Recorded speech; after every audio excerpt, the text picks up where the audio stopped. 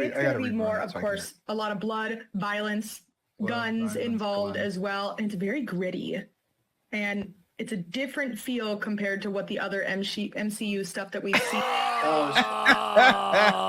It's been 16 years since the release of the first Iron Man, the film that kickstarted the MCU, bringing the unlimited potential of Marvel Comics to the big screen in a way that we've never seen before. And after more than 30 films and over a dozen TV shows, the roster has skyrocketed, from long-standing heroes to consistent cameos, adapting dozens of comic book characters. But the difference between the two mediums has become painfully clear, as with comics you have plenty of room to progress the story and give each character the time they need for development. And expecting that same attention to detail in the current movie industry is wishful thinking at best. This is Jeff, he's the screenwriter.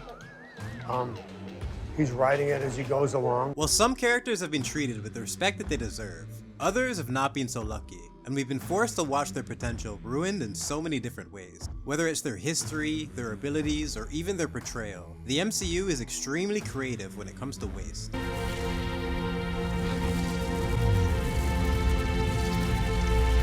So, Wanda killed me?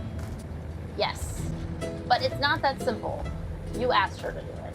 Why would I have done that? A franchise that was built off the back of its characters has now mastered the art of disgracing them and dragging their legacies through the dirt. And I want to take the time to discuss the characters that were most betrayed by the writing. The ones that had their stories damaged due to ignorance or neglect, all the way to the ones that were desecrated beyond repair. There are so many characters that could have made it onto this list, but these are the 5 that I feel represent the biggest missed opportunities and the best examples of how it all went wrong. And there's no better place to start than one of the most recently butchered characters. Number 5, James Rhodes, aka War Machine. A character that was introduced way back in Iron Man 1. Saki? Yes, 2, please. No, I'm not drinking. I don't want any. That's what I'm talking about. When I get up in the morning and I'm putting on my uniform, you know what I recognize? A military veteran and a close friend of Tony Stark. One of the few people who can truly understand what he went through in captivity. Next time you ride with me, okay? Rhodey was easily the most underrated part of the movie and was set up for a bright future. Next time, baby. But unfortunately, due to contract issues, Terrence Howard was replaced as War Machine by Don Cheadle. Didn't expect to see you here. Look, it's me. I'm here. Deal with it. Let's move on. A fantastic actor in his own right, but thrown into a terrible situation as all the momentum of their relationship was essentially reset, and they were never truly able to achieve the same level of chemistry that they had in the first film. I was at my daughter's laser tag game, and they called me and said, you know, we'd like for you to step in. I think it was a 6-picture deal at the time, and he said I was trying to figure out how long that was, and I said, and what are these? What are the movies, and what are they going to be like? How's the character going to develop? They're like, we're not sure about any of those answers, but we need an answer in an hour. He supported Tony's inventions, seeing the good that they could do for humanity, even going so far as defending him in court, risking his own reputation, while also providing the scenes that we needed to know that it was for the sake of their friendship. I did, however, go on to summarize that the benefits of Iron Man far outweigh the liabilities, and that it would be in our interest to fold Mr. Stark. Tony's recklessness and his abuse of alcohol strained their relationship, resulting in Rhodey stealing one of his suits, giving us an opportunity to see a different version of what Iron Man could be, but redeeming himself in the end and working with Tony to defeat the enemy.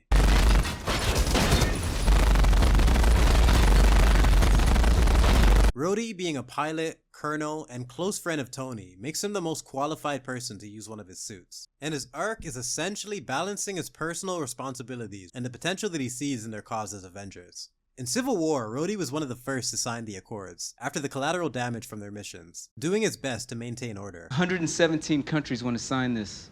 117, Sam, and you're just like, no, it's cool, we got it. How long are you going to play both sides? I have an equation. But the journey that he started with Tony almost cost him his life after the incident at the airport.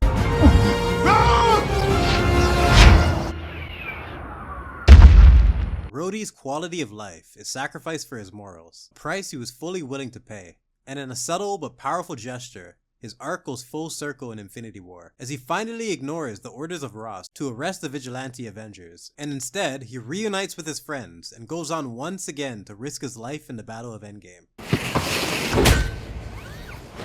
A character defined by his relationships, his internal conflict, and the search for the greater good. Criminally underutilized throughout the entire series. No solo movie, no Disney Plus show. Rhodey has been fed breadcrumbs and still managed to be a fantastic character. Yes, this is Tony Stank. You're in the right place. Thank you for that. Never dropping that, by the way. And then along came Secret Invasion, where we find out that the Rhodey we have seen since Civil War is actually an imposter. A character that got screwed over by a recast just had almost half of his screen time deleted. Table for one, Mr. Stank. The Tony Stank joke, did that even happen?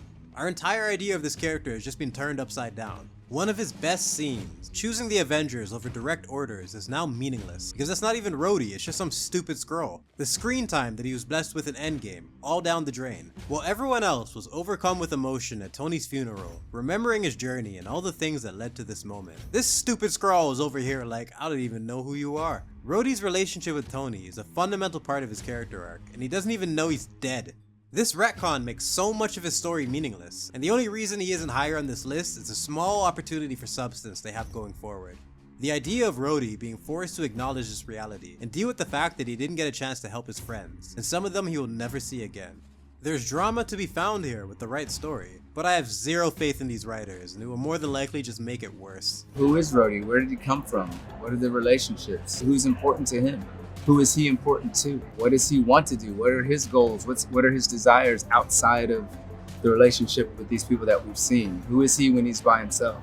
They had an experienced actor ready to get his opportunity after a decade of loyal service. They have a character with personal ties to Tony Stark, and rather than showing him an ounce of respect, they casually ruin his entire story and give us Riri Williams instead. What a waste. It's a lot to get used to. There's no bigger platform and no bigger sort of special effects, toys and bells and whistles and stuff than Marvel, of course. But ultimately, you're still ultimately trying to do the same thing, always, is create believable circumstances for your character to step into inside your own head so that you believe what it is that you're doing, and then the audience can believe. Number 4, Bruce Banner, aka the Incredible Hulk. Another character on this list that had the misfortune of an early recast, but a much better opportunity for a fresh start, as unlike Rhodey, his character was not tied to a specific relationship.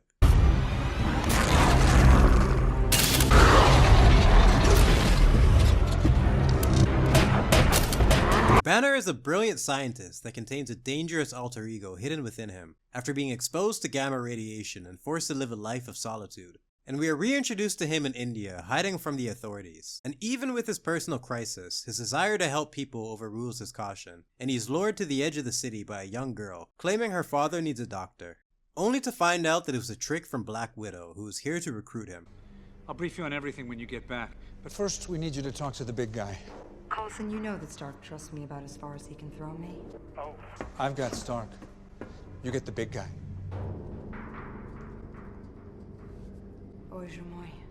Just the mention of him is enough to terrify a normally unshakable Natasha, and she carefully uses her charm to approach him. Who are you? Natasha Romanoff? Are you here to kill me, Miss Romanoff? Because that's not going to work out for everyone. And in another example of the threat he presents, we see just how overprepared she was after claiming to be alone. Talk to Fury. He needs you on this. He needs me in a cage? No one's going to put you in a cage. Stop lying to me! The power that he possesses with the Hulk is unlike anything else on the planet, and he doesn't want it ending up in the wrong hands. And we get a chance to see why, as Loki uses his staff to manipulate him and the rest of the Avengers. And after the carrier is attacked, he finally loses control, and a trapped Natasha is forced to watch in horror as he reveals the monster, and gives her one last glance of desperation before being consumed by rage.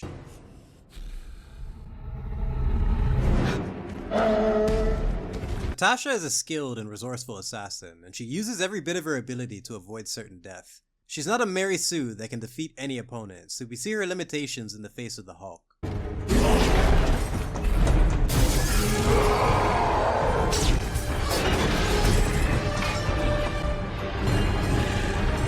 And it takes a literal god just to try to subdue him.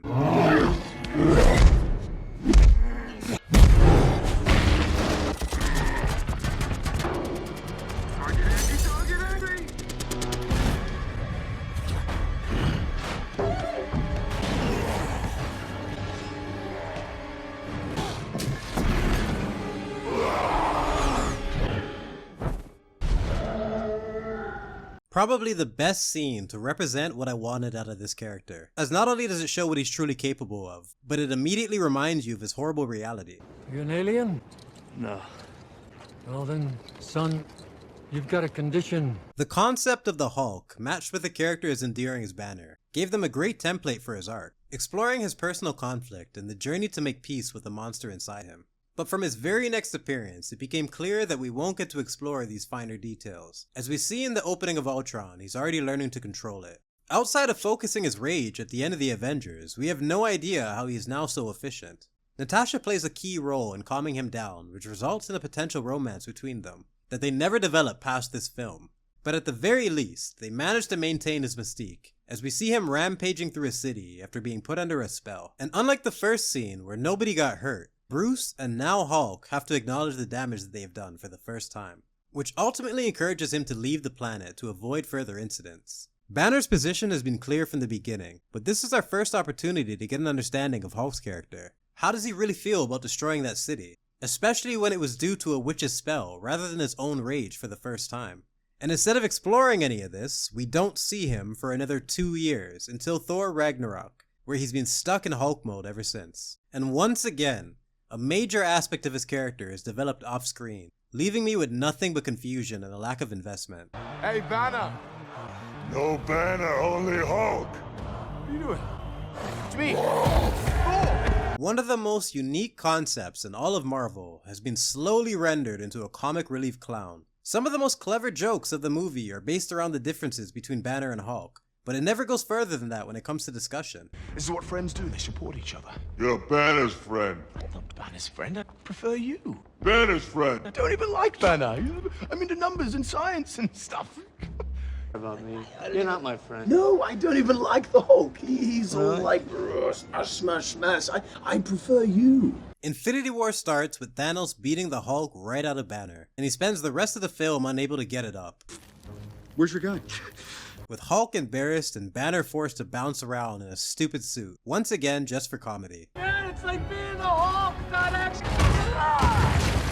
Now this isn't to say that none of his scenes work, or to shame those who enjoy this version of him, but what does this do for his character?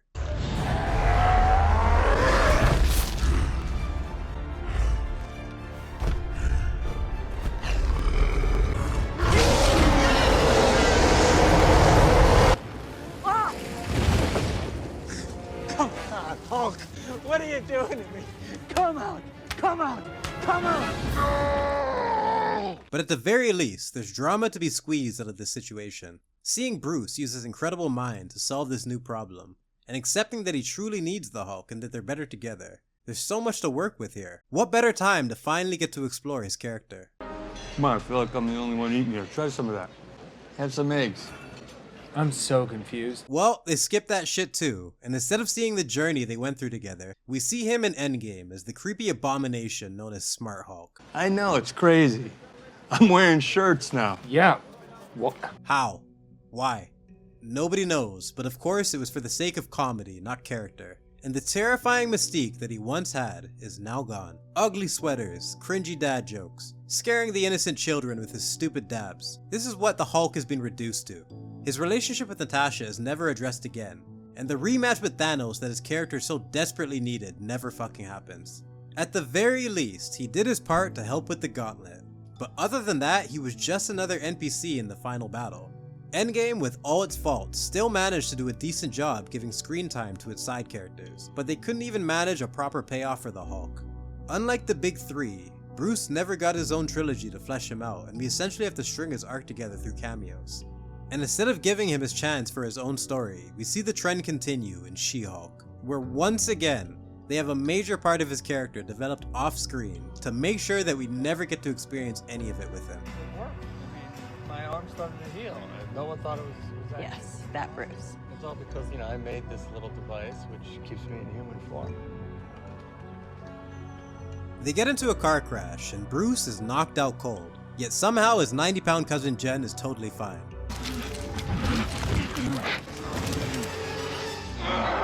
So she becomes a Hulk, and turns out that she has no alter ego. She has all the strengths and none of the weaknesses. And rather than being happy that his cousin doesn't have to live with the same nightmare that he went through, they decide to make him jealous and insecure, like they don't even understand his character. Bruce Banner is one of the most humble and modest people in all of the MCU, and he's been turned into a jealous baboon to suit the needs of these writers. And the once unstoppable force of the Hulk is now no match for a fucking Jeep. Do you remember the face that Natasha made just from Bruce raising his voice? I genuinely feel like Hulk at his angriest now would just be laughed at, as these writers have no respect for his character or his concept. We have to make sure of your ability to tolerate distress and regulate your emotions, especially your anger. I'm great at controlling my anger. I do it all the time. When I'm catcalled in the street, when incompetent men explain my own area of expertise to me, I do it pretty much every day, because if I don't, I will get called emotional or difficult, or I might just literally get murdered.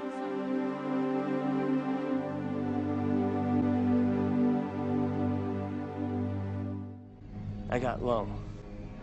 I didn't see an end, so I put a bullet in my mouth and the other guy spit it out.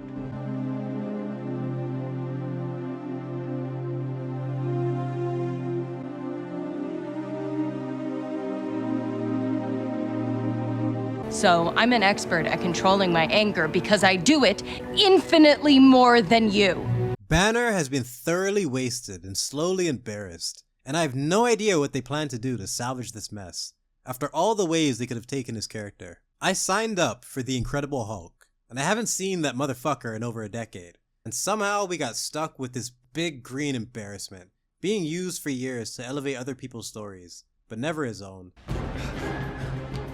We got a bogey of some kind. Please advise. That is the target! Use every trank you've got. Do it now!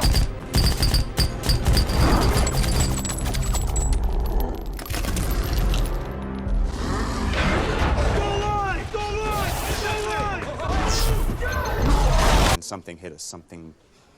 Something big hit us. It threw a forklift truck like it was a softball. It's the most powerful thing I've ever seen.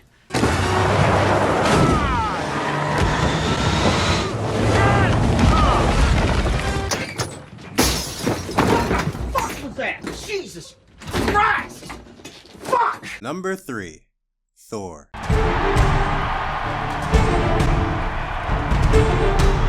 Where do you even start with Thor? The God of Thunder, one of the most powerful members of the Avengers, and a character they have no idea what to do with.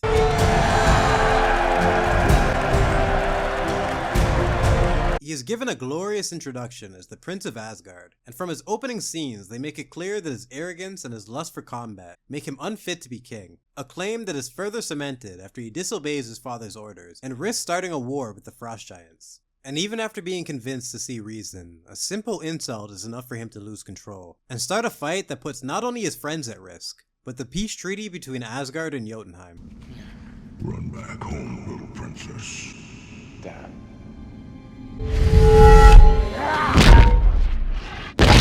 Next. And when his father shows up to stop the violence, Thor is still too foolish to even see what he's done. Father! We'll finish them together! Silence! Realize what you've done, what you've started? I was protecting my home. You cannot even protect your friends. How can you hope to protect the kingdom? Get into the healing room! No! There won't be a kingdom to protect if you're afraid to act. You've forgotten everything I taught you. But a warrior's patience. While you wait and be patient, the 9 realms laugh at us.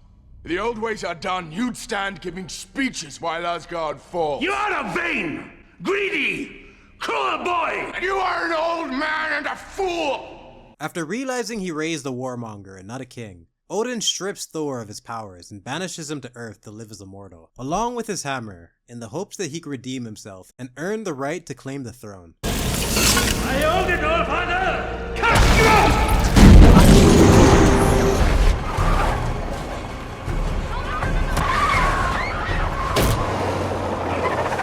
So we get our classic fish out of water story, played excellently by Chris Hemsworth. How dare you attack the son of Odin! I need some help! Where they understand how to use his strengths, and leverage his character's history and personality to create jokes that actually make sense. I need a horse.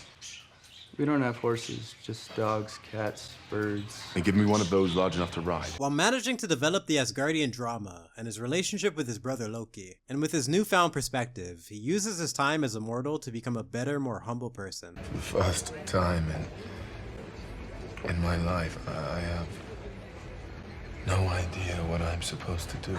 My father was trying to teach me something, but I was too stupid to see it. And even stripped of his powers and unable to wield his hammer, he still proves himself to be a worthy leader, willing to risk his life to save the innocent, and he regains his position in Asgard. We see a more mature version of Thor in Avengers, uniting with the forces of Earth to stop his brother's plans. I thought humans were more evolved than this. Excuse me, did we come to your planet and blow stuff up? Treat your champions with You're such not mistrust. And in Dark World, working with Loki to avenge their mother. Even evolving to the point of turning down the throne. Finally understanding how ruling and power can change a person after everything he's seen. His turbulent relationship with his brother, and learning the true meaning of leadership has been a constant part of his story, and is put to the ultimate test in Ragnarok, after meeting his sister, finding out the truth about his father's past, losing his hammer, his eye, and ultimately being forced to destroy his home in order to protect his people. And after finally becoming king and reaching some form of mutual respect with his brother, he is pushed to his limits, seeing all the people that he just fought for slaughtered by the forces of Thanos. And the mighty god of thunder can do nothing but watch as he brutally murders his brother and leaves him for dead.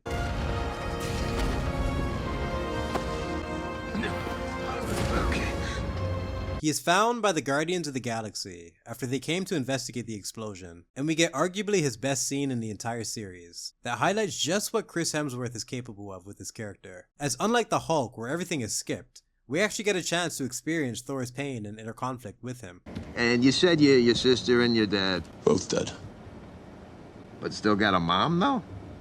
Killed by a dark elf. A best friend? Stabbed through the heart. You sure you're up to this particular murder mission? Absolutely. Rage and vengeance, anger, loss, regret, they're all tremendous motivators. They really clear the mind, so I'm good to go. And I'm getting a new hammer, don't forget. Well, it better be some hammer. You know, I'm 1,500 years old. I've killed twice as many enemies as that, and every one of them would have rather killed me, but none succeeded. Thanos is just the latest in a long line of bastards, and he'll be the latest to feel my vengeance. Fate wills it so. Mm-hmm. And what if you're wrong? Well, if I'm wrong, then what more could I lose?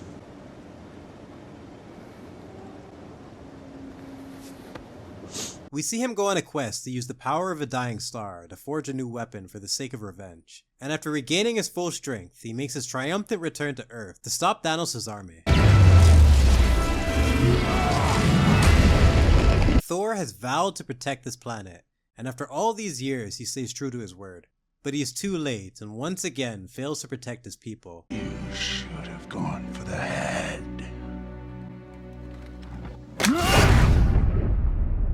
His mother, his father, his brother, the Asgardians, and now his adopted home. Even with all his power, he's not strong enough to prevent the losses from piling up. And the guilt of not preventing the snap takes him to a dark place. A place Odin desperately tried to protect him from through his lessons. Asgardian, God of Thunder, Avenger, the burden of responsibility weighs heavy on his shoulders, and the mental fortitude that he's displayed throughout the series is put to the ultimate test. We have seen the descent into darkness change the path of so many characters, succumbing to the trauma of their past experiences. But how will this affect a character like Thor?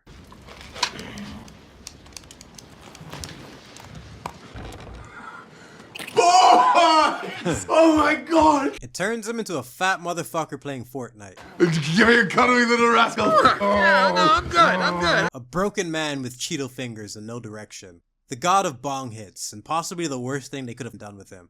What made Thor work this entire time was having respect for his journey. From Avengers to Ragnarok to Infinity War, the jokes were constructed with an understanding of his character and his history. How you speak. Loki is beyond reason, but he is of Asgard. And he is my brother. He killed 80 people in 2 days. He's adopted. And now, after years of setting up his arc, they abandon everything that worked and treat him like another comic relief clown instead. Where to start? The ether, firstly, is not a stone. Someone called it a stone before. Farting, falling asleep, barely taking the situation seriously when he should be overcome with regret, considering he was one of the only people with the power to stop Thanos. Is he asleep? No. I'm pretty sure he's dead. And instead of getting a glorious moment or a dramatic send-off, we see the phase end with him trying to find himself. Even though that's what he's been doing from the start. Every single story has seen him learn lesson after lesson, and instead of providing a path forward for a character that's been here since the beginning, Thor has basically been reset. And rather than taking his place as the king of New Asgard, or going on to lead the Avengers and keep his promise to protect the Earth, he decides to go off to space with the Guardians and leaves his people in the hands of a raging alcoholic. Odin would be so proud. Everybody wanted Punish Thor, for him to put aside the jokes and show this character's descent into darkness. But we got this fat motherfucker instead. I'm not done yet. The only thing that is permanent So the question is, where do we go from here? Come, gather round and listen to the legend of the Space Viking.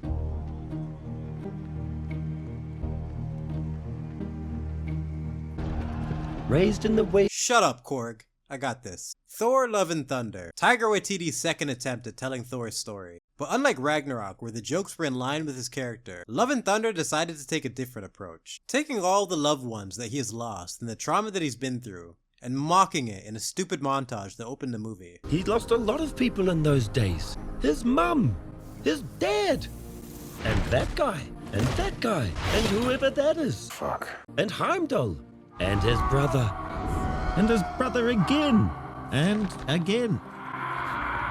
Why? It's already sad enough that Taika thinks this little of Thor, but to make it even worse, he's voicing the character who's telling the damn story. Instead of using the sloppy mess known as Fat Thor to build something better and take it seriously, we get a goofy montage of him shedding the pounds, only highlighting what a terrible mistake that was. He went from dad bod to god bod. But beneath his god bod, there was still a sad bod just trying to get out. And the only real insight we're provided is Thor mentioning his inner sadness. So he gave up his search for love, accepting that he was only good for one thing. Huh? When was Thor on a quest for love? We just went through his whole story.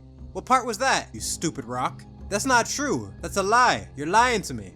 I'm totally on board with an apathetic broken Thor, worn down by the battles and the trauma of lost loved ones. But that's not what this is. This is Taika trying to turn this into a love story to suit his narrative, but once again does nothing but damages his character. As we see from the very first scene, where instead of immediately helping his friends, they remind us that Thor is a clown, not a warrior. Pretend on Asgard that we're more advanced, but we come here battling like Bildschneid. When I first came to Earth, Loki's rage followed me here, and your people paid the price. In my youth, I called it war. His actions against the Frost Giants was him trying to protect Asgard. His assault on Wakanda was to protect Earth and stop Thanos' army. But now he's strictly here just to show off, regressing to a state that's even more childish than his introduction, and we're forced to watch the God of Thunder fight a bunch of Muppets and destroy the one temple he was supposed to defend. What the fuck happened to the humility that he learned in the first film, and the lessons he learned from Loki's mistakes? His entire journey is essentially pointless with this kind of betrayal. When the children of New Asgard are attacked by shadow monsters, Thor is more concerned with someone looking cooler than him than saving lives. Excuse me? Hello? That's my hammer you've got there. And that's my look. And the most frustrating thing about this scene is that Thor would find this amazing. He would have a million questions, but just like the Hulk, they need him to be an insecure, jealous little bitch to suit their narrative. No need to respect a character that helped pave the way here. Just milk him for all he's worth to prop up the next one. They take every chance they can get to disrespect him, undermining the important aspects of his journey, making a joke out of his feelings for Loki, and surgically removing his confidence. With the death of Cap and Tony, Thor is one of the best people suited to take the story forward. And flick! Oh, flick too hard, damn it! Or at least he was. But after these last two appearances, I'm not sure how anyone could ever take him seriously again. I'm so sorry, Chris. 3, 2, 1, scream! It's been an absolute disaster, but that's just the way it is on my films. We are now entering a new phase of this list, as wasted potential would be the best way to describe Rhodey and Hulk. Thor has been completely ruined and thoroughly humiliated, but there's always a chance he could be improved in the future. But there are levels to character assassination, and my last two picks are the ones that I feel were utterly desecrated, a word I take very seriously. Number 2. Natasha Romanoff. One of the most important characters on this list, as not only is she my personal favorite, but she represents something I truly appreciate within the genre, being one of the only characters that doesn't have powers or a fancy suit, putting her in a special category of heroes, forced to adapt to every situation and find innovative ways to overcome their disadvantages. Gave you 2 minutes.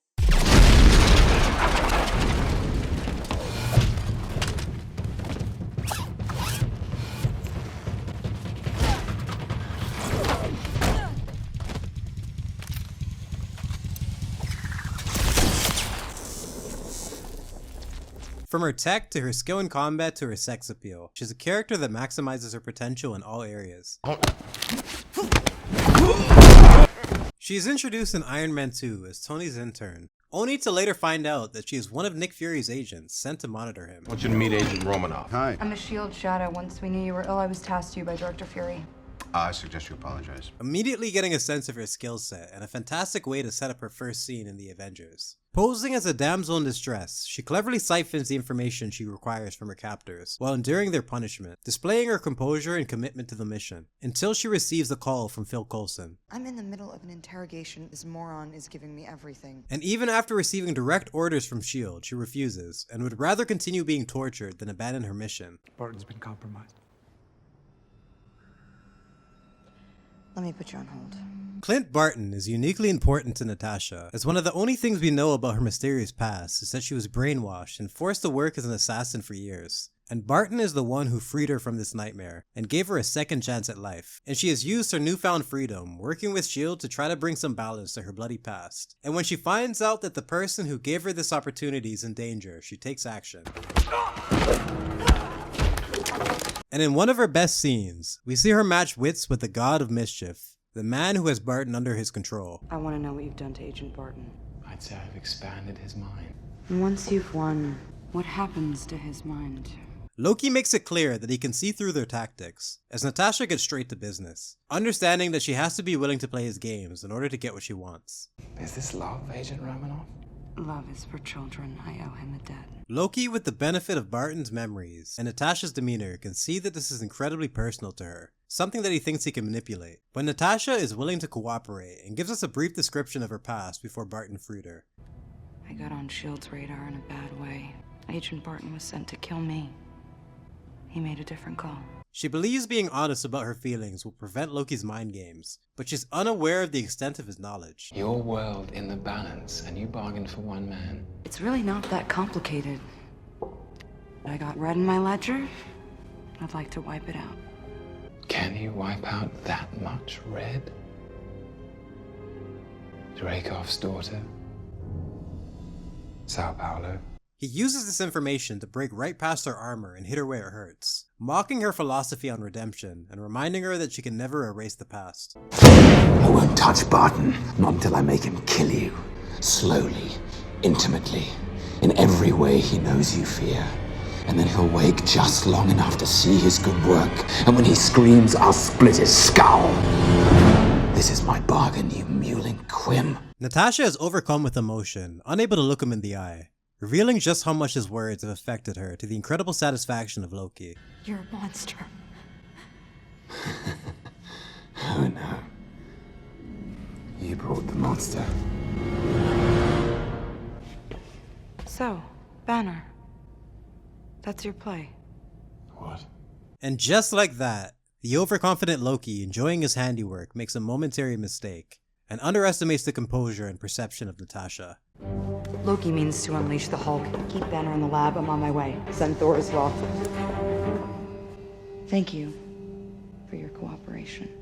The entire point of the Avengers Initiative was to bring together a group of individuals with incredible skills and unique abilities to protect the planet. There's a role for each of them to play, and Natasha is a master of manipulation and understanding emotion, and how to use it to its fullest potential. As we later find out that her reaction was real, Loki's words did affect her, but she managed to keep it together and use this pain to get the job done. Thor with 1,000 hammers is nowhere near as effective as Natasha's tears. This scene not only showcases her talents, but establishes family and connection as an important through line of her story. In Winter Soldier, not only did she take an active interest in Cap's love life, encouraging him to find the right partner, but also showed her love for Nick Fury after he fakes his death, and we get to see her reaction. In Civil War, where every character picked a side in the conflict, Natasha was the one person whose main concern was her adopted family being destroyed, trying her best to remain neutral up until the last minute.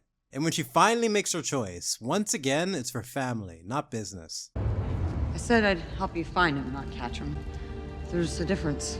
We see her doing her best to hold back Thanos' army in Wakanda, ready to die for the cause. And after Thanos completes his mission, she struggles to hold the team together in Endgame. Burned by her past trauma, but still rising as a leader in this horrible situation, trying to rally the surviving members to formulate a plan. And in her final scene, we see her forcefully sacrifice herself to protect Barton. Tell my family I love him. You tell him yourself. And we see her fall to her death so the Avengers can complete their mission.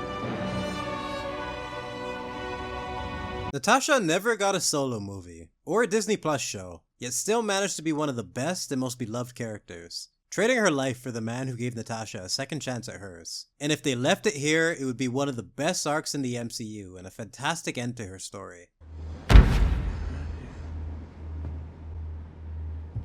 Clint, where's Nat? But unfortunately, respect for legacy characters is a foreign concept at Disney. So instead of giving her a solo movie in the first phase like the other Avengers, they decided to wait until she was dead. Natasha's backstory has been hinted at throughout the series, so maybe this is a good chance to see her life as an assassin, and explore the monster she was before Barton saved her. There's a small chance for an interesting story, even if it's a decade too late. So let's see what they do. The film starts off showing the innocence of her childhood, playing games with her little sister, only to have their family ripped apart and thrown into a life of brainwashed captivity. Daddy, get away from her! Don't touch her! They make it clear that Natasha already has some form of training, but they don't explain if she knew her parents were agents or if this is a shocking reveal for her as well. It's literally the opening scene of the movie, and they're already skipping key questions about her past, but hopefully it stops there.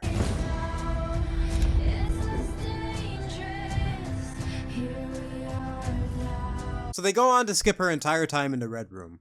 All her training, all the brainwashing and torture she went through, the entire reason I had any interest in this stupid movie, all rushed through in a crappy montage. And we cut right back to her as we know her, showing the events after Civil War, 15 minutes into the movie.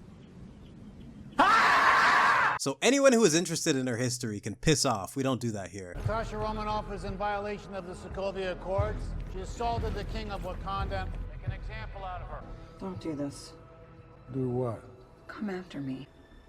I mean, you're embarrassing yourself. It looks desperate. And from the very first line, it's clear that this is not Natasha. And just like the rest, her character has been changed to suit their narrative. So rather than acknowledging or explaining her actions, she starts mocking Ross for doing his job. From my vantage point, you look like you could use some bed rest. What is this, your second triple bypass? She is fully aware of what she did, and why Ross is after her. We know from Civil War that she was trying to keep the family together just days before this scene, so why the attitude? Eyes on target, waiting for the package. We then get reintroduced to her sister Yelena, who's been working as a Black Widow for years, and after a chance encounter with another Widow who somehow broke free of the brainwashing, Yelena is freed from her nightmare and given the means to save the rest of the team. Free the others. And after confirming that she's a deserter, Dreykov, the mastermind behind the Red Room and the Black Widow program, sends out his deadliest assassin to track them down. She heads to Norway to meet one of her associates to help her with supplies in the safe house. And he asks her if everything is alright with the news of the Avengers splitting up. And Natasha says this. It's fine. I'm actually better on my own. What? Can I remind you that all the events of Civil War occurred within days, potentially hours of this moment. And after fighting so hard to keep the Avengers together, she now claims to be better alone. We are 3 scenes into this movie, and I already don't recognize this woman. So as he heads out, he mentions he dropped off some mail from the Budapest safe house. The same safe house where she met Barton all those years ago. The same safe house that S.H.I.E.L.D. and Dreykov would fully be aware of. Yet somehow it's still being used to this day. Not only does this make no sense, but she would have a million questions. How is this possible? Who is this box from? Budapest. No, it's Budapest. Budapest. Budapest. So we see her trying to pass the time, watching old James Bond movies and listening to her favorite Sean Paul songs, reflecting on all the choices that led to this moment.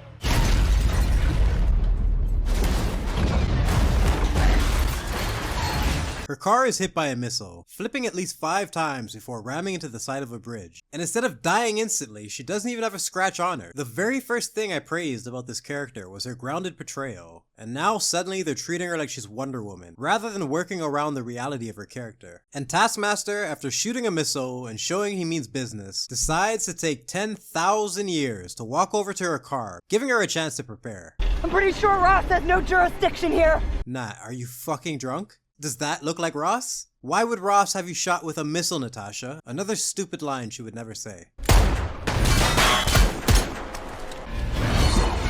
So the fight begins as she crawls out of the vehicle, and then for the second time in a row, she refuses to shoot his legs and gets disarmed. And after 20 seconds of awkwardly staring at each other, he walks away to approach her vehicle. So I assume he's here for the vials, not her. But then why the hell did he start off with a missile to the ear? So Natasha pulls out her knife and then suddenly remembers he has legs and tries to take him out. And instead of executing her on the spot, he hits her with the Buddhist palm, sending her flying through the air. No cracked ribs or broken bones. She gets back up, and for the first time in this film, she uses her brain and manages to grab the vials.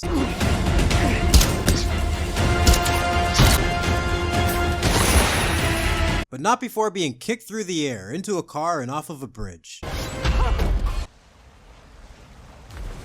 And instead of breaking her back and drowning in the river, she's totally fine. Even the vials are still intact. She makes her way to Budapest and finds her long-lost sister Yelena, meaning that not only is she still alive, but it was her who sent the vials. There's so much to discuss in this reunion. So we're gonna talk like grown-ups? But since it's almost a superhero tradition at this point, we need our characters to have a fight when they meet. No matter the context, no matter how stupid or pointless.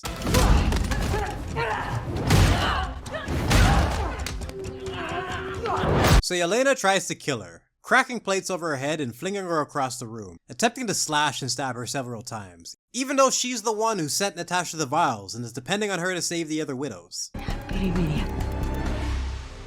I am pretty much convinced that this is for a different version of this movie, as it makes no sense at all after what we've seen. You had to come to Budapest, didn't you?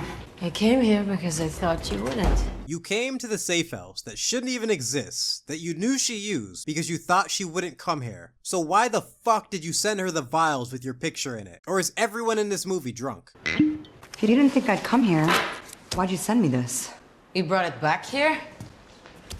Oh, nothing. You're just gonna ignore it? Okay, fine. Let's move on. So Yelena explains the basic science behind the antidote, and Natasha is confused because she's an idiot now. And she says that she sent it to her because she's the only superhero she knows. So why the hell did you just try to chop her head off, Yelena? I'm on the run. You could have gotten me killed. They get attacked by the other widows, the elite assassins of the Red Room. Yet, they literally get smacked once and kicked in the leg, and they're out of the scene. Yelena and Natasha turn one corner and they just no longer exist. And as they try to make their escape, one super motivated widow tries to chase them down. And instead of working together to stop this woman, using a vial to free her from her life of slavery, and potentially joining the team, they decide to knock over a pipe and make their escape. And the widow doesn't use any of her weapons or tactics, and instead leaps through the air to get the job done with her bare hands, and practically falls to her death. But the scene doesn't end there. Natasha is killed for at least the 3rd time in this movie. But instead of actually dying, she just lands on her feet. And after seeing she failed, Dreykov has the widow kill herself on the spot. No bomb, no slow acting poison. He literally has her aim her weapon at her head and fire. Meaning that all Natasha has to do is stop her. She knows exactly what this weapon is and has plenty of time to intervene. But instead, she stands there and watches her die because, like I've been trying to prove, Natasha is a fucking moron now. So the girls make their escape and head to Yelena's bike, and the moment they get on, Taskmaster bursts onto the scene with his Taskmobile and runs them through the city, firing off another missile and providing us with Natasha death scene number 4.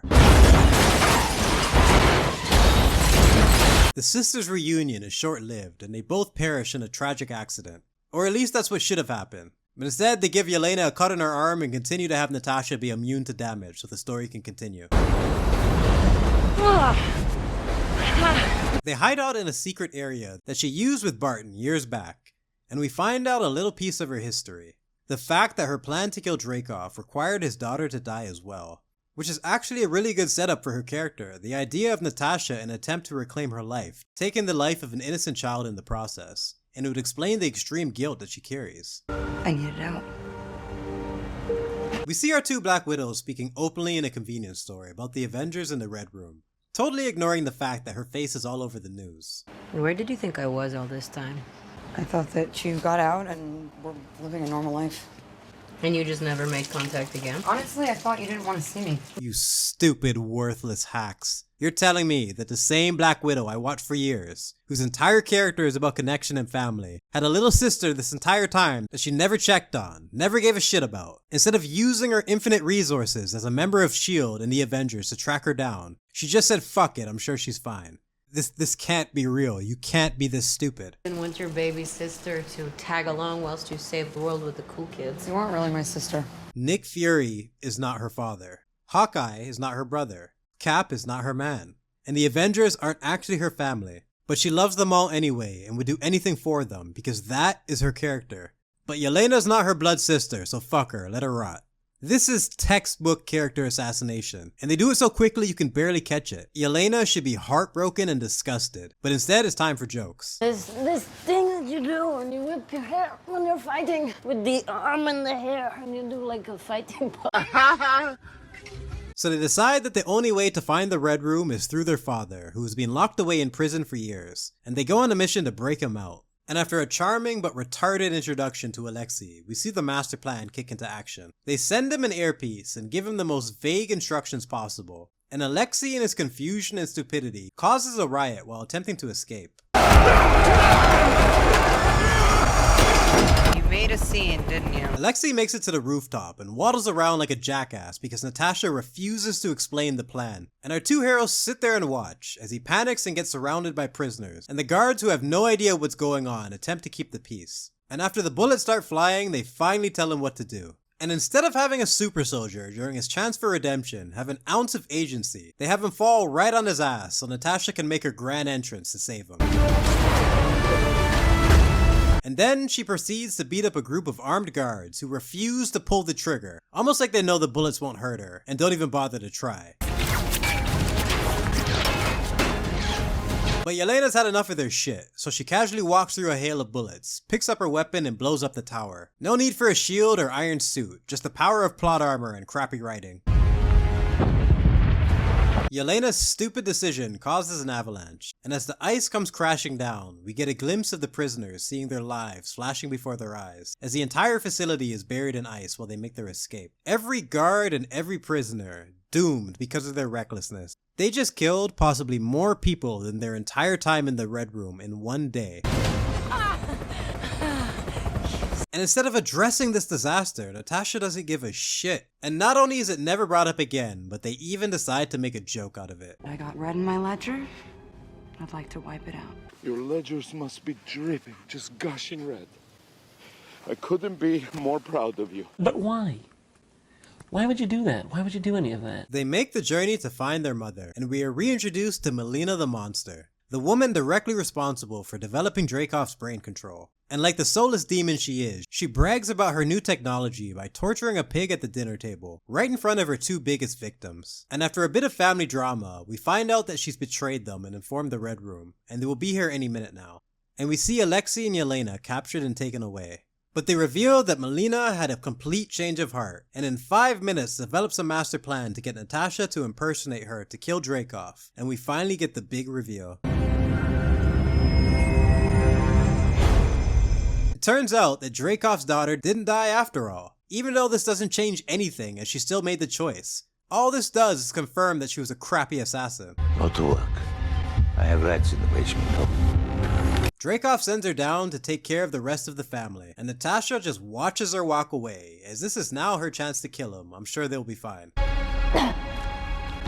It's a safe deal. But her attempt is countered as we find out that Dreykov has a special pheromonal lock, meaning that if a Black Widow smells him, they can't hurt him. Something that would be totally useless if Alexei was allowed to be a serious character, or if she just blew up the building like last time. But instead of using any aspect of her brain, Natasha has stumbled through the plot with no plan of her own, following the directions of her moronic sister and now her treacherous stepmother, leading her to this moment, where she is left with just one option, using the incredible interrogation skills she has displayed throughout the series, to take down the man who ruined her life, but also taught her everything she knows. Just what kind of masterful chess match are we in store for? So what now? You're gonna fold me into your pathetic little puppeteer act?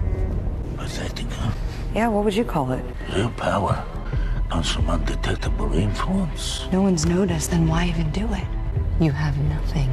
There are 50 people on this planet. Oh, stop it! Don't tell me to stop! But it turns out that Dreykov managed to create the Red Room and the Black Widow program while balancing the ego of his 6-year-old child. Natasha basically tells him that he sucks, and Dreykov is so triggered that he loses his temper and strikes her. And in a desperate attempt to look cool, he reveals the key to how he controls the widows. These world leaders, these great men, they answer to me and my widows. No years of interrogation experience being put to use, no emotional manipulation or incredible acting. Nothing. Nothing whatsoever. Dreykov, the raging man-child, is defeated by the most basic bitch reverse psychology you can possibly imagine. The type of thing you would think he would laugh in her face for attempting, considering the fact that he designed the fucking program that gave her the skills to do this. Thank you for your cooperation. Yet somehow it works, and we're forced to watch one of her best lines be stolen by inferior creatures in the crappiest interrogation scene ever filmed. Thank you for your cooperation. This is fucking bullshit, okay? These fucking assholes, these fucking assholes! The fuck is their problem, man? Of all the scenes in this terrible movie, none of them highlights how little they understand this character more than this one. The fact that they feel that these two performances are remotely comparable and are willing to copy such a powerful line just to paste it into their garbage scene, managing to humiliate both characters at the same time. Where rather than masters of manipulation, we get dialogue that sounds like it was written by children. Natasha literally makes fun of him for not being well known, when the whole point of his organization is that it's a fucking secret, and somehow Dreykov gets pissed like that's some kind of sick burn instead of laughing in her face. And the pattern of characters being hijacked to suit a narrative continues, as instead of showing us the intellect that Dreykov used to build this operation, the writers are so desperate to show us their idea of a sexist villain that they go out of their way to make him as childish and insecure as possible. Who the hell did Natasha learn all this shit from if Dreykov is just an idiot? He's supposed to be an intelligent character. He has to be. Using the only natural resource that the world has too much of. Girls. But that doesn't fit their narrative, so here we are. So now she has brilliantly tricked Dreykov into revealing everything, and the only thing left is to deal with the pheromone lock, preventing her from attacking him. And after removing her brain for the entire movie, my expectations are definitely not high, but this is still a confrontation that's been built up for years. So how will they handle this final opportunity for a meaningful scene? You weren't quite strong enough, so I'll have to finish it myself. What are you going to do? Sever the nerve. We have finally made it. It's been several years since this movie was released. A film I watched in absolute horror. Seeing a character I've liked for years have every aspect of her personality and skill set shit on scene after scene. Seeing a talented actress have her one opportunity for a solo film wasted on this disgrace of a project. But it was this moment, this special, magical, once-in-a-lifetime moment that burned this movie into my brain forever, making it one of my most hated films. As someone who has enjoyed all forms of media since I was a child, I can't imagine how many villains I have seen being defeated. And not only is this the stupidest method I have ever seen in a story, but it's being done by a character that my main praise of was their ability to use their brain and adapt to any situation. And instead of showing us her untapped potential in the face of her greatest rival, you had her break her goddamn nose on a desk so she can't smell him.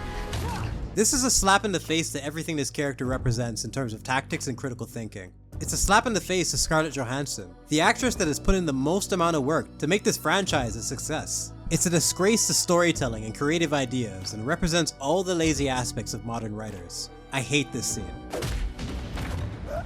So with her olfactory nerve crushed, she is now free to punch him in the face. And since his nasty stench was his only line of defense, he cowers on the ground in fear until he's saved by his widows.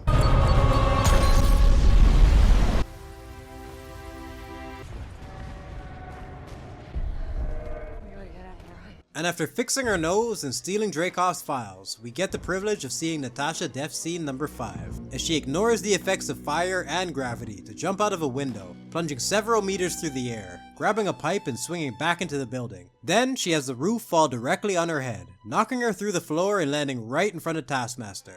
Because fuck you, that's how. Just another moment to highlight how little these writers give a shit about our brains, and desperately hope that we won't notice the giant leaps of logic that they need to get to the next scene. So Taskmaster does the only reasonable thing and tries to punch her in the mouth. Now that she is free from the cage, the explosions are unpaused and the building goes back to falling apart. And just when you thought it couldn't get any stupider, Yelena sacrifices herself to kill Dreykov. Instead of giving her a death scene that would have suited her story, while also explaining why she wasn't in future movies, they decided to have Natasha use a cheat code to spawn a parachute and leaps off the structure to save her. Nobody gets hit with any debris, and Yelena doesn't have a scratch on her after taking an explosion to the face. But the fight is not over yet. So Taskmaster is so determined to finish the mission that she ends up saving her life in an attempt to kill her. And after all this chaos, somehow the vials survive the fall, and she uses the final one to free her from her nightmare. And the movie ends with Natasha saying goodbye to her family, and escaping Ross for the second time. We never got to see her training or her tortured past, but thank God we got to see where she got that vest from Infinity War. And just like that, her entire story is ruined. The death she had in Endgame was extremely suitable considering her feelings for Barton and the fact that he had a family. But now we know that she had one too, and throughout her entire time in the MCU, she never bothered to check on her sister, even though family is supposed to be the most important thing to her. I think we did pretty great as parents. We had our orders and we played our roles to perfection. Who cares? That wasn't real. What? That wasn't real. Who cares? Don't say that. And when confronted with her one chance to explain herself, she looks down in shame with nothing to say. This is not Natasha Romanoff. I would rather you tell me that she's a Skrull like Rhodey, because that would make more sense than any of the bullshit that occurred in this movie. Her critical thinking, her combat ability, her interrogation skills, and even her empathy has been surgically removed, and she is treated like a fool in her own film, diminished in every way imaginable, all just to prop up her replacement. This is treason of the highest level, one of the worst movies in the MCU, and the type of character assassination I didn't think was possible with just one movie. Steve, we got a bogey. Short-range ballistic thermobaric payload. I cannot tell you how many times, I think we had to take a break from shooting because it was like, forget it. I got a package in the mail from Kevin Feige, and it was my suit, like perfectly packaged in this Shield duffel bag that they had made for this gift. It was amazing. And then this whole stack of comics, and it said something, and they were all the Avengers comics, and the note said something like, it's time to suit up for your next mission. And I was like, what? This is the best job. But like I said, there are levels to this. And even with the criminal treatment of Natasha, she is still not my number one. There is another. Someone that was so unbelievably obliterated that I was forced to reevaluate my own criteria for character damage in order to truly appreciate what they have achieved. A character who arguably had the most potential for development going forward, just to have it massacred before our eyes. Number 1, Wanda Maximoff. And here we go.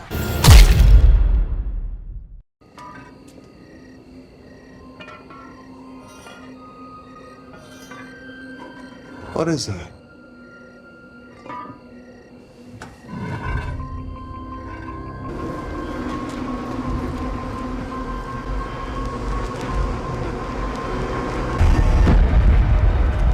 No.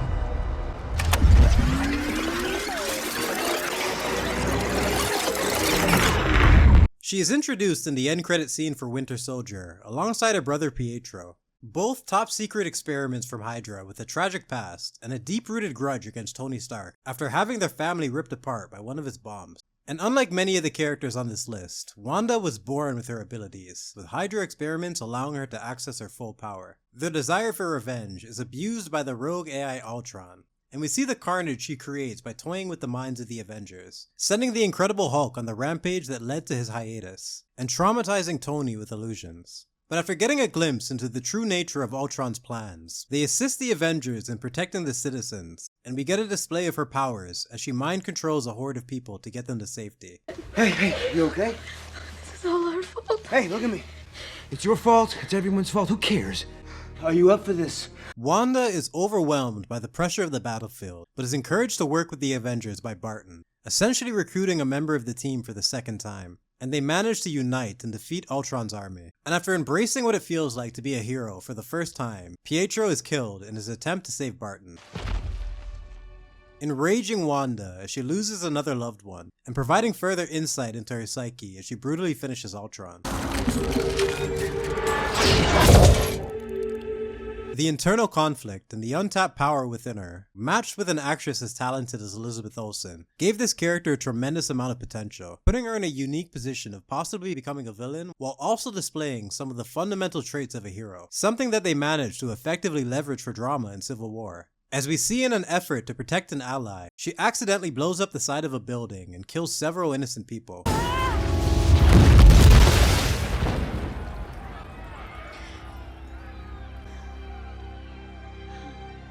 Incident that resulted in the creation of the Sokovia Accords, a document preventing the Avengers from continuing to act as vigilantes, and giving the government full control in order to reduce collateral damage, something that Wanda knows all too well after what she went through with Pietro and the rest of her family. And tormented by her guilt after the accident, she agrees to confinement in Tony's compound, but is once again encouraged by Hawkeye to stand up and fight for what she believes in. And after getting the chance to develop a connection during her time in confinement, we see her relationship with Vision begin to blossom, bonded by their bizarre histories and unique connection to the Mind Stone, and finding peace with one another for the first time. Wanda. Only to have it ripped apart by Thanos' search for the stones, with Vision holding one of the last remaining ones. It's not fair. It shouldn't be you, but it is. It's all right. You could never hurt me. And after a valiant effort by the Avengers to stop him, Wanda is forced to make the tragic choice of killing the man she loves in order to save the world.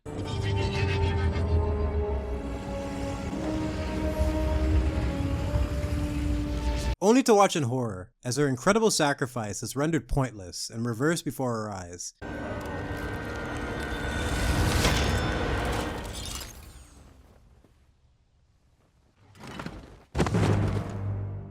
There are so many ways you can take this character after a scene like this, especially with her being one of the only ones potentially powerful enough to challenge Thanos.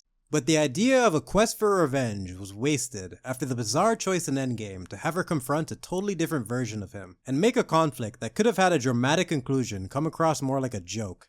You took everything from me. I don't even know who you are. So after wasting that option, what is the best direction to take a character like Wanda to make the most of her story? Where do we go from here?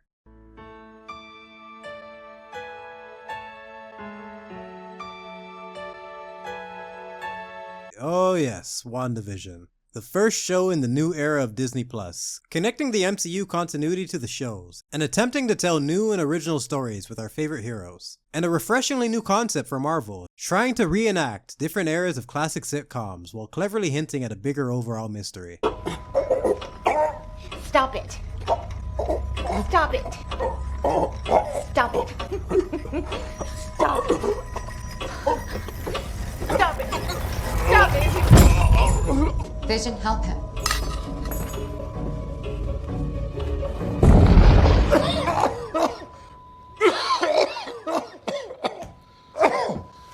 Let me help you up. Give me your hand.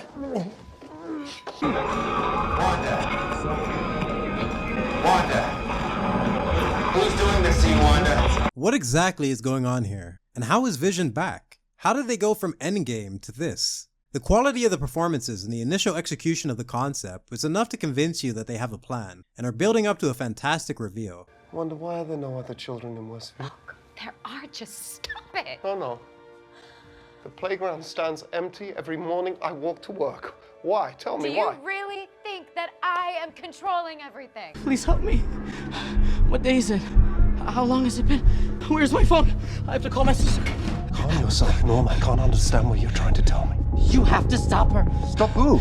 She's in my head. Norm has a family, Wanda. He has a family, and he can't reach them because you won't let him reach them. I don't know what you're talking about. Stop lying to me! What is outside of Westview? You don't want to know, I promise you. You don't get to make that choice for me, Wanda! The ominous clues and Vision's suspicion provided enough hints to sustain the mystery, until they made it clear that this is Wanda's spell. Stay out of my home. You can hardly blame us, Wanda. I think I can. Has she had a complete emotional breakdown after Endgame? Is the destruction of the Mind Stone affecting her? Who knows, but let's see what she has to say. You don't bother me. I won't bother you. I wish it could be that simple. You've taken an entire town hostage. I'm not the one with the guns, Director. What the hell are you? No! So it appears that she's lost her fucking mind and is content with living out this deranged fiction rather than accepting reality. A massive shift in values from the last time we saw her, but still a situation with plenty of interesting opportunities. Getting the chance to explore the choices she makes within the town and compare how it reflects on her character. I'm a twin. I had a brother. His name was Pietro. But instead of taking it seriously, the writers decide to make a joke out of her grief, just to set up a stupid cameo.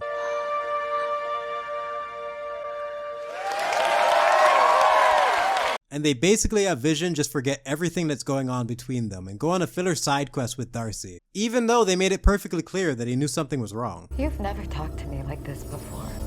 Before what? Before what? I can't remember my life before Westview. I don't know who I am. I'm scared. Did it work? It did. Until the bad guy rewound time and killed himself.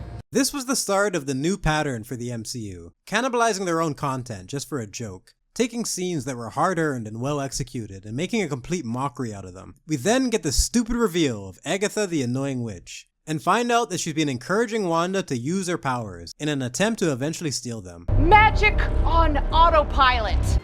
I need you to tell me how you did this. She decides to take her on a stroll through memory lane, showing her the last night she spent with her parents, and the tragic memory of the two of them staring at a Stark missile for days. A haunting story told to us way back in Age of Ultron. Sits there in the rubble, 3 feet from our faces. And on the side of the shell is painted one word: Stark. But since this flashback is about Agatha trying to determine the source of Wanda's power, and the MCU can't help but damage everything it touches, not only do they mess up key details of the story, they retcon the scene to make it so Wanda casts a spell to disarm the bomb, completely ruining the tension and the innocence of their backstory and making her abilities even more confusing.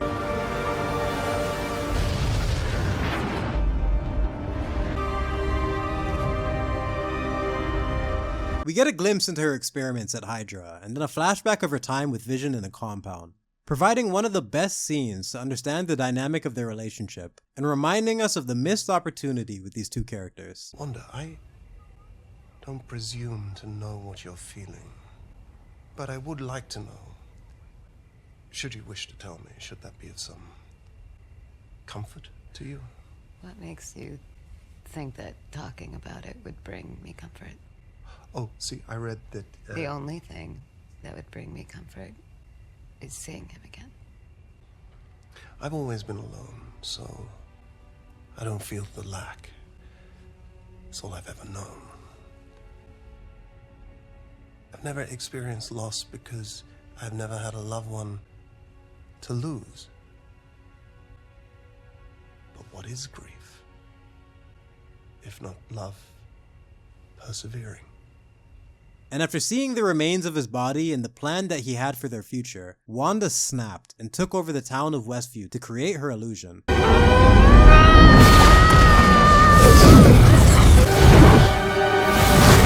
Agatha is basically just a salty witch, and is jealous that Wanda can use such powerful magic with no training, and offers to let her continue living out her fantasy if she just gives up her powers. Meanwhile, the soldiers that have been working endlessly to stop Wanda use the remains of Vision to create a weapon to try to stop her. And I was told you were powerful. All the drama they created with him slowly finding out the truth is skipped, and he's essentially just Hero Man now because it's the finale and we need a fight. So after all the mystery and great performances, it has devolved into a complete clown show. But not before taking a second to remind us of the true nature of this situation, as Agatha explains that Wanda is the Scarlet Witch and is destined to destroy the world. The Scarlet Witch is not born, she is forged. She has no coven, no need for incantation.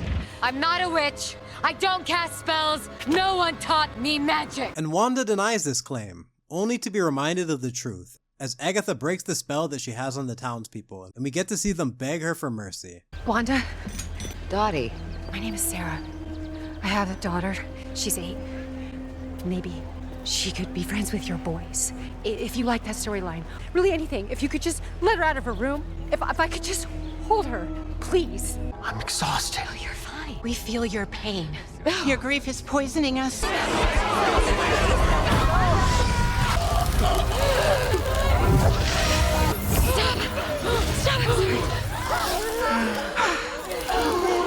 You won't let us go. Just let us die. This is a woman who had her family destroyed and childhood ruined. Someone who lost her last remaining family member in an attempt to start a path for redemption. She committed to that path, becoming an Avenger to protect the innocent, finding a family with them and learning firsthand of the potential for collateral damage, even with the best intentions. A woman whose actions led to one of the most important discussions on morality and accountability this franchise has ever seen. And they made her torture a town full of innocent people, condemning the children to a fate worse than death. Really anything. If you could just let her out of her room. If I could just hold her. Please. Imagine being a child, living your life, and then having your agency completely removed, trapped in your room, away from your family, having no idea why or if you will ever see them again. That is what Wanda did to the children of Westview in order to live out her twisted fantasy. Wanda, why are there no other children in Westview? There are, just stop it. And after being directly confronted with their horror stories, she finally has a moment of clarity and releases the spell to let them escape. But the thought of losing her family makes her stop, giving Agatha the chance to suck out her powers, because that's how that works. Which leads to a final showdown between the two Visions and the two witches. Wanda shows that she still has a conscience, saving the soldiers from Agatha's attacks, before heading to the sky to fight her.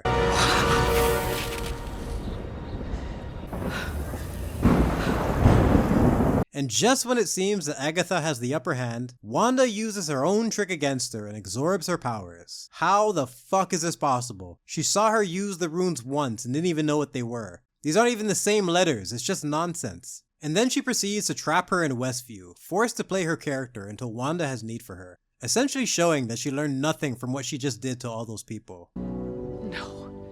Please. I'm sorry. No, you're not. You're cruel. You're gonna need me.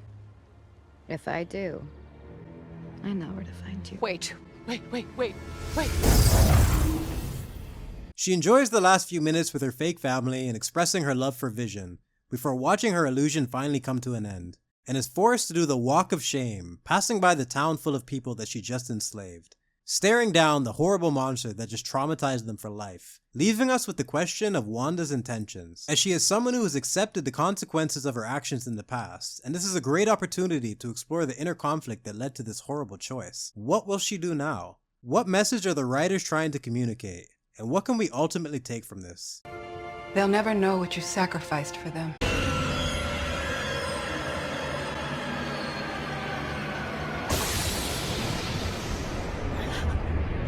And that is the death of morality and accountability in the MCU. Possibly the worst thing they could have had her say in this situation, and not even acknowledging the horrendous crime she just committed, which I thought was the point of the previous scene. But instead of confessing, they have this big-mouthed idiot say one of the stupidest lines ever written, and then Wanda just fucks off and flies away before the cops get there. What the hell have you done? An important part of Wanda's character has always been her ability to hold herself accountable, We have seen it in Age of Ultron, with her saving people after realizing her mistake. We saw it in Civil War, with her agreeing to be confined to Tony's compound. We even saw her in the raft at the end of the movie, meaning she accepted the consequences of the airport fight. She didn't just fucking fly away. So a character who had a fantastic build-up and a true sense of altruism is now destined to destroy the world and is guilty of heinous crimes, including the enslavement of children. Heroes don't torture people. This is not what I envisioned when I started this series, and after essentially shredding her character to pieces, damaging her history, and wasting the entire concept of the show, where does the story possibly go from here? Chocolate! Hey, what did I say? But we couldn't wait! Well, what did I say? Oh, go wash your hands. Love you.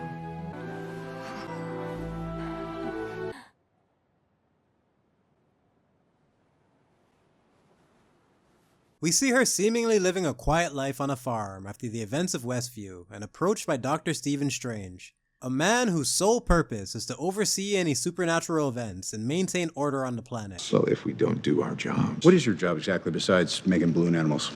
Protecting your reality, douchebag. Yet was mysteriously absent from WandaVision. Maybe this will finally be the moment that they address what she has done. I knew sooner or later you'd show up wanting to discuss what happened at Westview. I made mistakes, and people were hurt. But you put things right in the end, and that was never in doubt. What the fuck do you mean she put it right in the end? Those kids are all gonna need years of therapy to have any hope of resuming a normal life. Agatha is trapped in a life of sitcom misery, and nobody knows what happened to Vanilla Vision. Just what exactly did she put right, Doc? Why are the writers hijacking these characters in order to have them cope for Wanda? They'll never know what you sacrificed. If you want to do it with Big Mouth Monica, fine, but a wizard should know better. He says he's not here to talk about Westview and needs her help after finding a girl who can travel across the multiverse, but is also being hunted by giant monsters that are after her powers. This isn't sorcery. It's witchcraft. And after her experience of torturing the citizens of Westview, she's the best person to assist him. You know, the hex was the easy part. The lying, not so much. We then get the big reveal, and we find out that she was the one who sent the creatures after the girl. How? I have no idea. In WandaVision, she was told about the spooky witch book by Agatha for the very first time and refused her claim. I'm not a witch. I don't cast spells. No one taught me magic. But now she is totally on Team Darkhold, and any possible ambiguity after the end of WandaVision is long gone. It's like they skipped an entire movie and somehow we ended up here.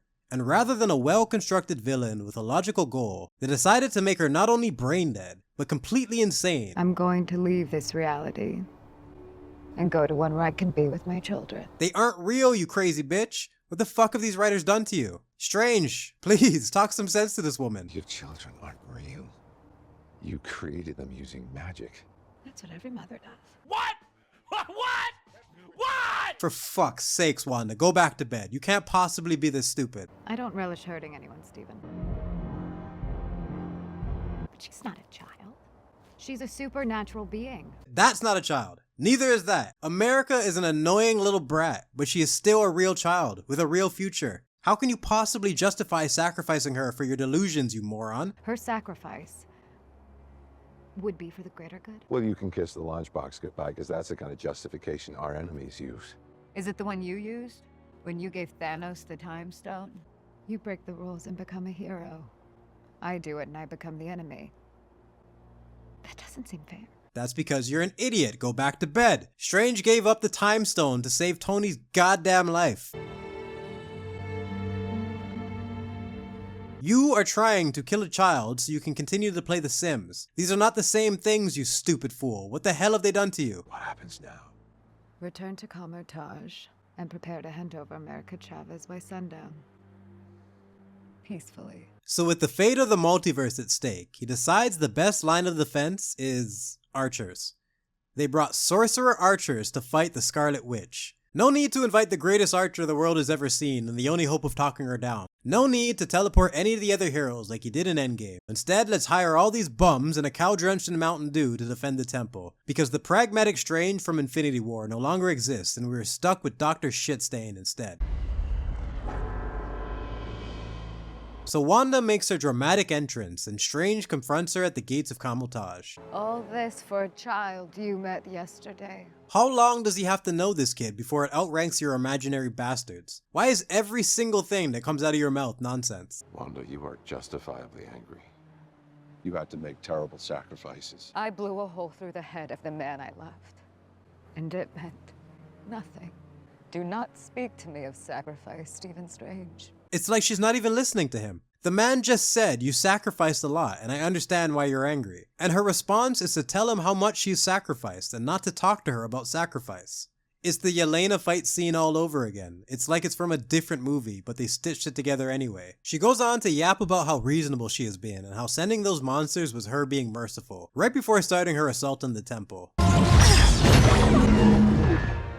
And then we get the start of the most annoying pattern of the movie. Wanda pulling whatever power she needs out of her ass to accommodate the current situation. She was always a character whose abilities have been loosely defined, but still managed to maintain some form of consistency, focusing mostly on her telekinesis and mind manipulation. But now it seems like anything is possible as she creates a shadow clone and controls a soldier through the force field, causing them to break the formation, letting her in. Take cover!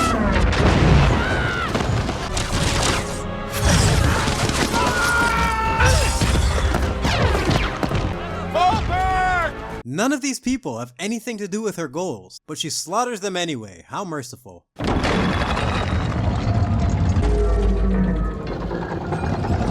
So after sitting on his ass and watching the temple get destroyed, Strange finally decides to do something useful and traps her. And like he should have done from the very start, he attempts to teleport America to safety. Wong, what happened? Kamata's just fallen. But because this movie was written by a shameless hack, they literally have the ring vanish into thin air because they couldn't think of a way to stop Doctor Strange from doing the obvious. Using his portals, something he has done in every movie we have seen him in, including this one. But not to worry, we still have Wong, and I'm sure he will use his. Wong? Wong? Or maybe he'll just stand there so the scene can continue. So the mirror dimension is supposed to be an inescapable realm for anyone without a sling ring. But this movie has clearly shown that rules do not apply to Wanda, as she uses the puddles in the room to suck in the two randoms. And I can't decide what's more frustrating. The fact that they just happen to be standing in the puddles for no reason whatsoever, or the fact that we now have at least 3 people in the room with sling rings that can teleport them out and they all decide to do nothing. They all scramble to block the reflections, assuming it's the key to her escape. But then they watch in horror as she contorts her body through a gong to escape the mirror dimension. How? Because it's Wanda, you see, and as long as it leads to a cool visual, nothing else matters. You gave all those lies just to keep me from my children. Shut up, shut up, shut up! Stop it, Wanda. Stop it. Stop talking. I'm not a monster, Stephen. I'm a mother. Wanda, you have no children. They don't exist. Oh, but they do. In every other universe. She tells them she dreams of her kids every night, even going so far as to show them. And Doctor Strange, desperate to talk some sense into her, asks the golden question. What happens to their mother? And it's moments like this that I want to address the people who will inevitably use the Darkhold as an excuse for all her actions, claiming she is possessed and not in her right mind. Fine. Whatever kind of cope works for you. But that doesn't explain her unbelievable stupidity, being unable to understand the simplest of statements and having absolutely no plan even after all she's done. Her desire to be a mother is what she is using to justify all her horrible crimes, yet she hasn't put a single thought into what she's going to do with the mother she's replacing. Even Dracoff isn't this stupid. What the hell have you done to her?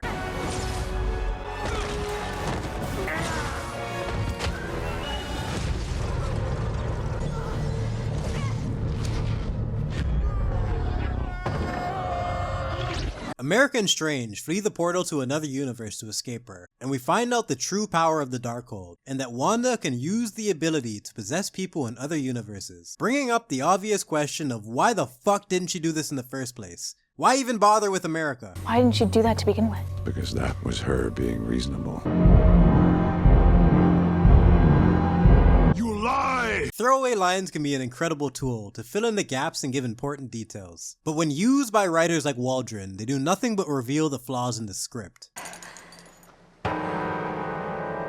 So she uses the power of the Darkhold to possess the body of herself in another universe. But because she's such a merciful person, she forgot to kill everyone in the temple. Set me free. I need to destroy the book. No, it cannot be you. Wait! Free him first, you idiot! What the fuck? Remember how hard it was to destroy the ring? Or the effort it took to destroy the Mind Stone? You would imagine the Darkhold would take some kind of incredible force to deal with, but apparently they can just stab the book and everything will be fine. So America and Strange are now safe, and Wanda can no longer dreamwalk. The movie is over. Tell me what you know. You have to kill me, witch.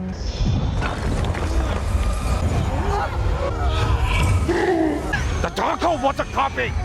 But instead of keeping his mouth shut and going out with some dignity, they make Wong a complete coward, directing her to the original Darkhold, and after forgetting its existence for the entire scene, he now uses his ring to teleport them to the location. Who is this man and where is Wong?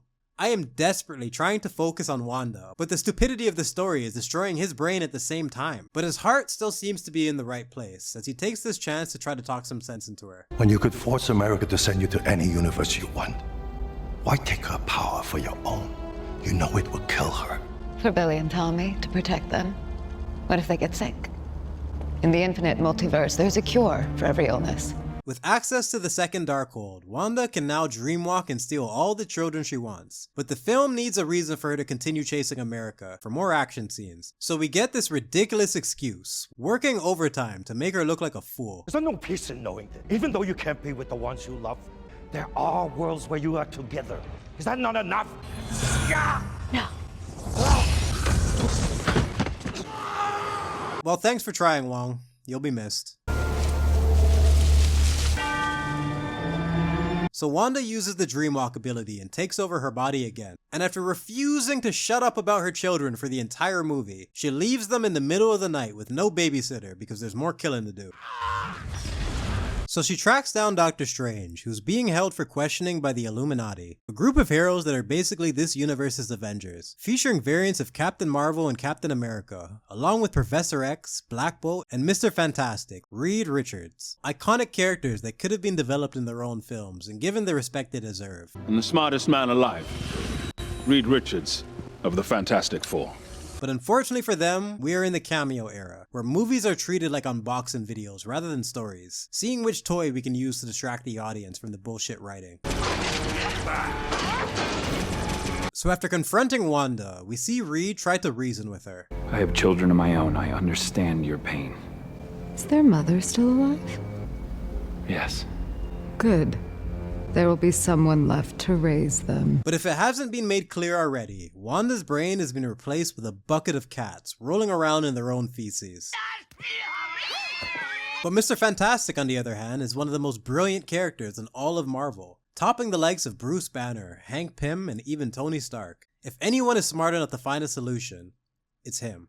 Wanda, Black Bolt could destroy you with one whisper from his mouth. What mouth?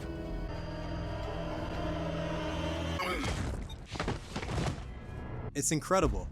When I chose Wanda as the top of this list, it wasn't just because they thoroughly shattered any idea I had of this character, but the fact that she is written so horribly that she manages to instantly damage the characters around her. She's like the spear of destiny, bringing death and destruction wherever she goes.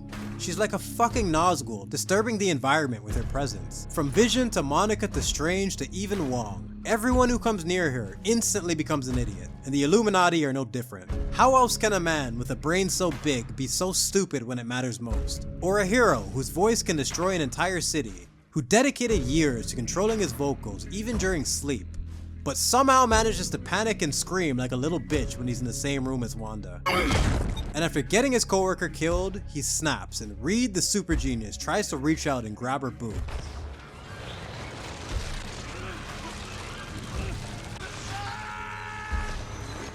But Wanda turns his ass into ramen as the rest of his allies stand there and watch him die. And after obliterating the men on sight, Wanda decides to have a boss fight with the girls because she's so merciful.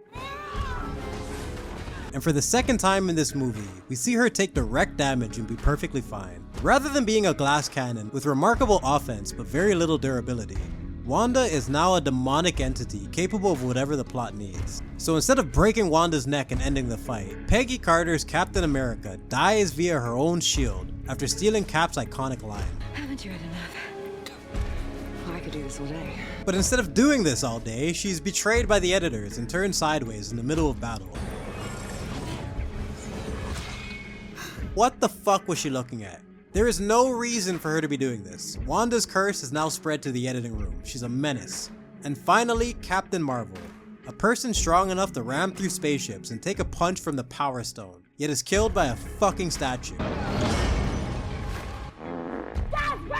Each death even stupider than the last, creating more and more questions of how the hell any of this works. Just why were they even here in the first place if this is all you had in mind for them? And after taking 40 minutes to arrive and letting all his friends get killed, Professor X finally joins the battle.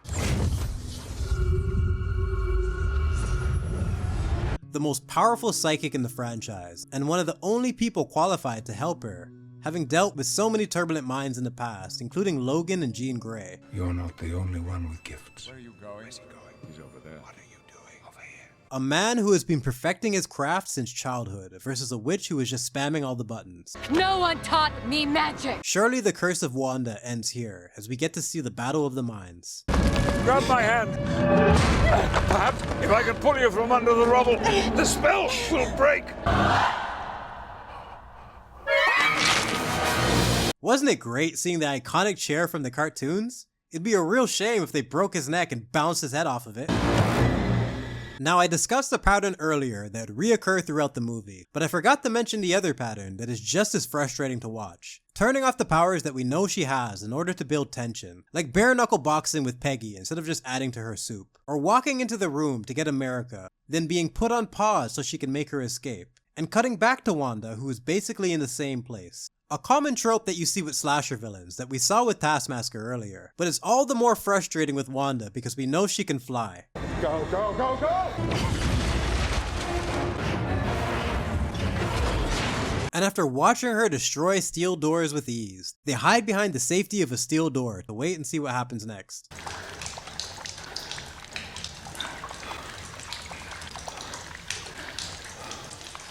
Move!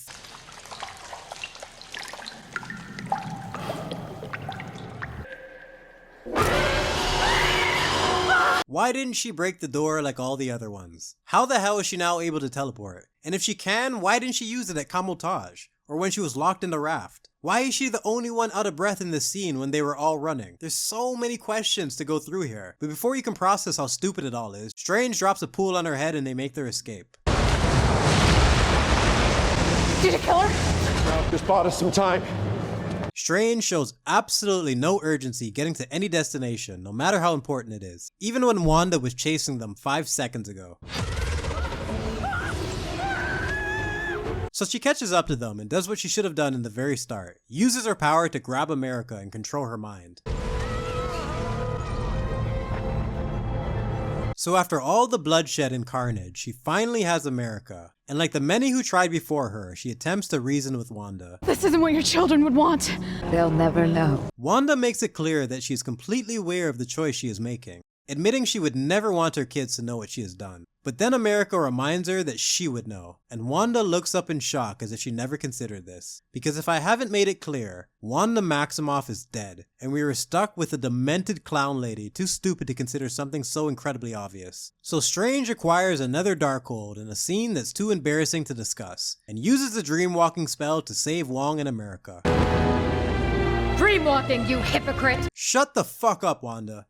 Everything you say is another nail in the coffin for this character. They managed to stall her long enough for Strange to give America a pep talk, and after running from Wanda the entire movie, she now suddenly has the strength to stand and fight. When you're gonna kick that witch's ass.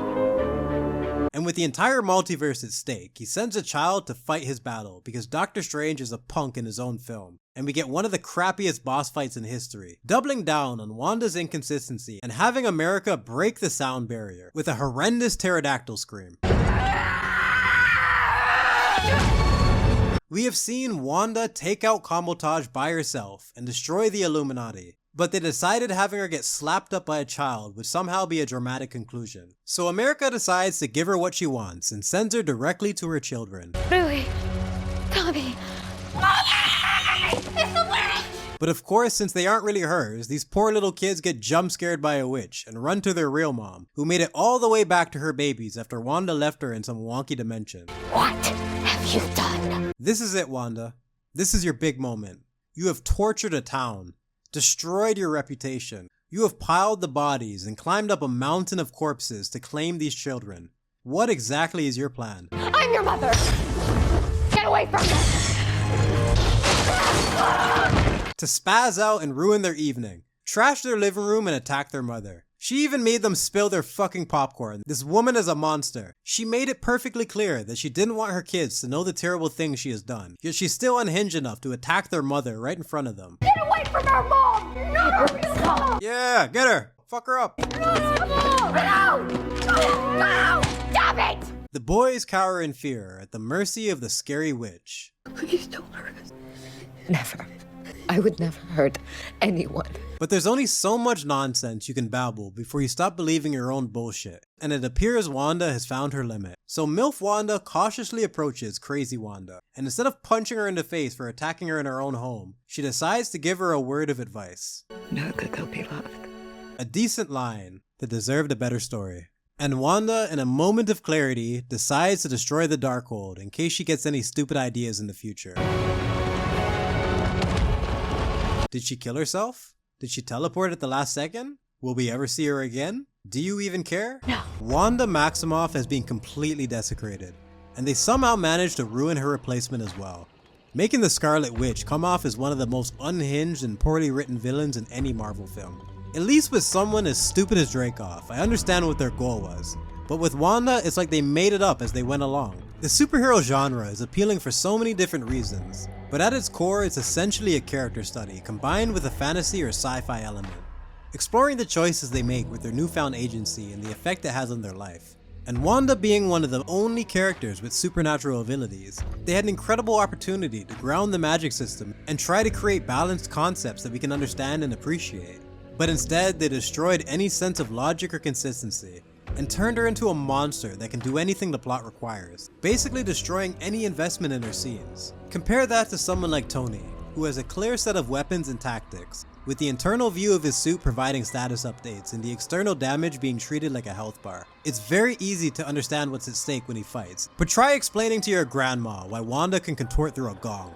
It's completely impossible to maintain any kind of immersion with scenes that's ridiculous. But the true damage is what it did to her character. The loved one she has lost is a fundamental part of her story, and we watch this woman enslave an entire town to live out a fantasy, travel across the multiverse to claim children that aren't even hers, brutally murder dozens to get the chance to see them, yet not one mention of her parents, or her brother, or even Vision. It's like they completely forgot who she is and what she would want in order to have her be a complete lunatic, foaming at the mouth, screaming for kids that aren't even hers, while managing to damage several other characters in the process.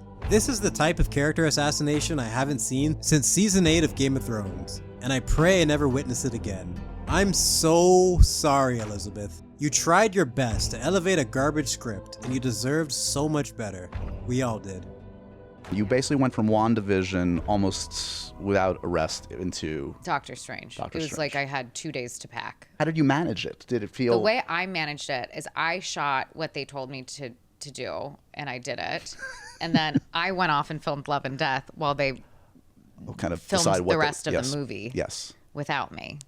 And so then I like did my voiceover work to make everything that I'd already done Actually on makes sense. camera make sense.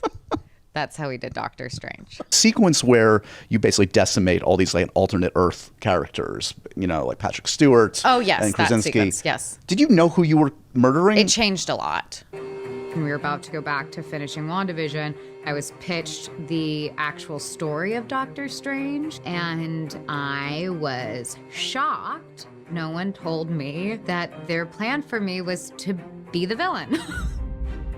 We knew that we wanted Wanda to be in it. I think originally it was a version where Wanda was maybe going to turn bad at the end. That was a big change that I made, and I had a strong perspective on making her a villain from the get-go. It was always like, well, that'll happen in an Avengers movie or something. My perspective was, why are we letting some other movie get the best villain ever?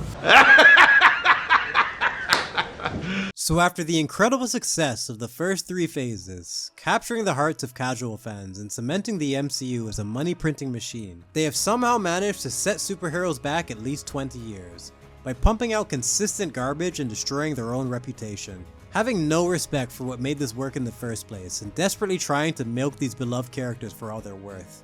Lacking the passion or talent to continue their journeys, and would rather use them as a platform to elevate new characters, instead of actually taking the time to understand their potential.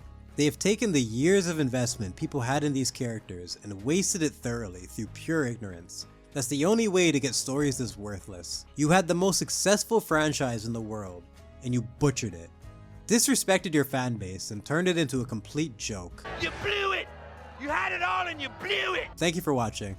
This video was a long time coming, and a nightmare to put together in every way. So thank you to all who made it this far, and I hope you enjoyed the journey. This is my first attempt at a top 5 format, but I'm sure it won't be the last. But until then, you can check out other videos on my channel and see if any other formats appeal to you. From in-depth critiques going through the entire plot scene by scene, to my desecration series highlighting the torturous pain of character assassination, to my scene comparisons dissecting the presentation and execution of similar scenes to discuss the differences in writing quality, and finally my classic reviews praising the well-constructed stories I feel deserve more respect. So if you enjoy what I do, please do your part to let YouTube know by liking, commenting, and subscribing. And anyone who wants to support the channel directly and help me be able to do this full time, I provided links to my YouTube memberships and my Patreon. Thanks again for watching. Until the next time.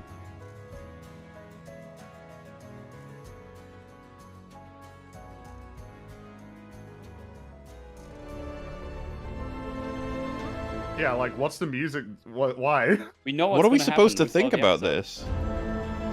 Yeah, okay. We saw what happened already, show. He's really slow. We'll get you. But why? I promise you this will make sense. What? Okay. What? Now that No fucking way. is the best line for the entire MCU. That's perfect. That's fucking perfect. Promise I you. promise you this will make sense. I'm using that. That is fucking glorious. That needs to be on That at the is end. That's perfect. the end credits clip for every single thing ever. This will all make sense.